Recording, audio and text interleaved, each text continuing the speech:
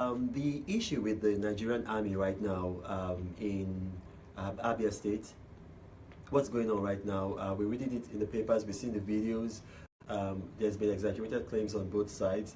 But here's the thing, President Muhammadu Buhari, he actually created this mess. He actually created this mess. Nnamdi Kanu, let me ask you, you watching me right now, I'm going to ask you, you watching me, did you know who Nnamdi Kanu was before President Muhammadu Buhari had him arrested? Yeah, neither did I. I did not know who he was. I mean, he was more or less a nobody. And I don't mean that in a disrespectful way. I know you IPOP people, you're very, very good, with the media. No, don't come after me. I don't mean that in a bad way. But until he was arrested by President Muhammadu Buhari, he was a nobody. The president actually created Nnamdi Kanu, actually made him a celebrity, actually made him a star, gave him the power that he has right now.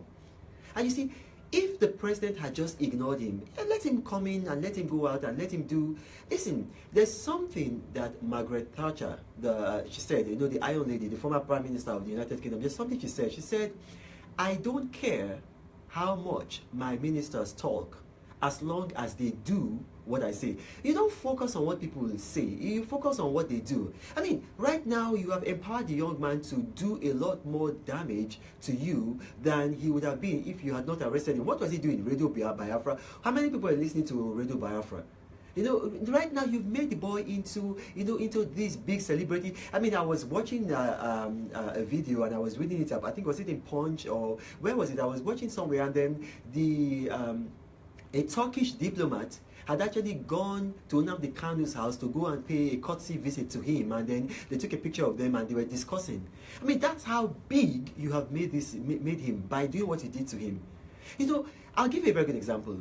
So how many of you remember in 1999 when Obasanjo was president, how many of you remember that there was a Sharia crisis? It started in Zamfara State with Sani, the governor then, Sani Yarima, and then it started moving all over. And even our current president, President Muhammadu Buhari, has said it that I will always show openly and within me a total commitment to the Sharia movement that is currently moving across the nation. How many of you remember that?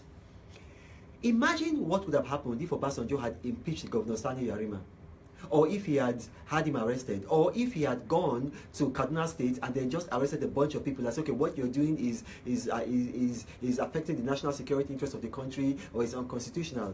I mean, imagine what he would have done, what would have happened. First and foremost, the country would have gone up in flames. Something like 2,000 people died in Kaduna in 2000, the Sharia riots. I'm telling you, 20,000 people would have died. But what did Obasanjo do? He ignored them. And I can't forget what he said. He made a statement. He said, political Sharia will fade away, but the real Sharia will stay. Is that not what happened? That's a leader. That's a real leader. So, they should have just, President Muhammadu Buhari should have left Nnamdi Kanu to just be. I'll give a very good example, another example. A lot of people don't really realize that Mohammed Yusuf, the founder of Boko Haram, he wasn't violent. Mohammed Yusuf was a charismatic preacher.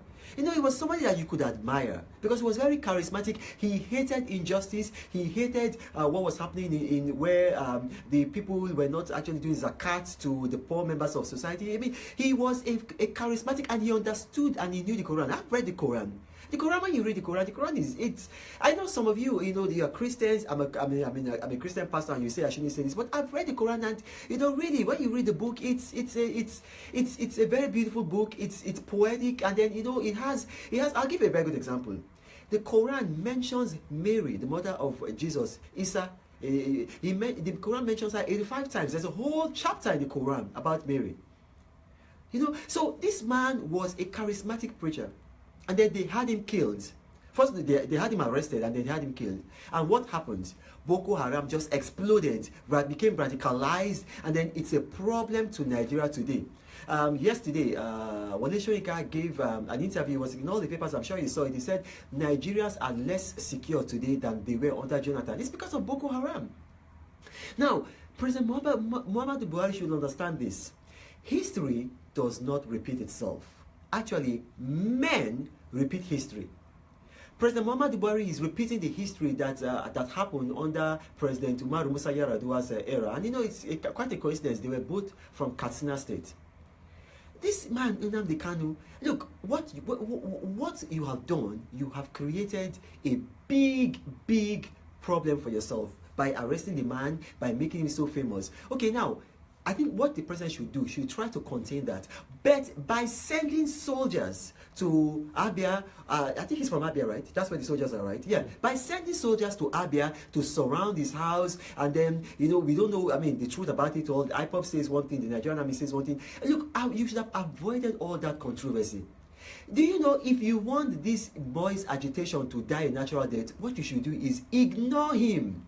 Ignore him. Look, publicity and persecution is the oxygen he needs to grow his struggle. Ignore him. Look, if you had wanted this IPOB and this Biafra struggle to, this Biafra agitation to die, you know what you would have done? In your appointments, all you should have just done was justice, equity. Look at NNPC, you just overwhelmingly appointed, was it 67% Northerners, right? It was 67% Northerners, because I deal in facts. If you had balanced your appointment, giving everybody, you know, a balanced appointment, and then you give people from the southeast, you know, give them their own just due in the federal civil service, in the security arm. Look at all the military and all these police and all the security chiefs. Overwhelmingly from the north, and not just from the north, from your part of the north. If you had done equity, I'm telling you, it would have been so easy. You would have just won the hearts and the minds of the people of the southeast. Because what are they saying? Why are they asking for, why are they agitating for Biafra? They are agitating for Biafra because they feel that they are not being well treated by the current Nigerian government. And I'll give you a very good example. The military says they are doing a show of force in Abia State. Now listen, I think last Thursday, 20 people were killed in Ancha village in Jos. I think it's in the, if I'm not mistaken, it's in the Meango district of Jos. 20 people were killed. They were killed by Fulani herdsmen. That's what the papers say, alleged Fulani herdsmen. 20 people were killed. Now, excuse me, if the military wants to do a show of force, why not go there? How many people have been killed in Abia? How many people have been killed in Abia? Okay, maybe you don't want to go there. Okay, why don't you go to Southern Kaduna where a bunch of people have been killed? How many people have been killed in Abia? Go and Google it. Nobody has been killed there. Maybe one or two kidnapped suspects. That's just criminality. The police can handle that. The military does not need to be there. Look, I'm telling you right now, what is happening there in Abia State is going to backfire. It's going to make more Southeast Igbo youths want to join the Biafra struggle. It's going to make them so anti-Nigerian. And this is a time when we need unity. We need unity of purpose because our economy is collapsing all around us. And so we need to be united to build up our economy.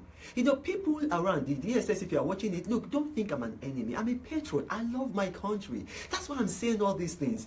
I'm a successful person. I can just sit down and then face my business. But I mean, no matter what, my value is attached to the value of Nigeria. I need to say this.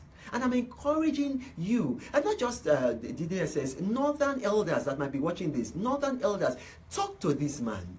Call him to order. Let this man understand that what he's doing is the wrong way. I understand that this thing, that if you have a hammer, you will see all problems as a nail.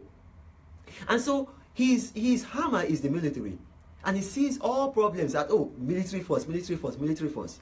Look, how much has the military been able to quell the Boko Haram insurgency? How much has the military? The Shiites, you think that they've called them? Don't worry. Just look at what's happening. They are regrouping. Because these people, they are not just like, they are not enemies or people that want to fight Nigeria. They are your citizens.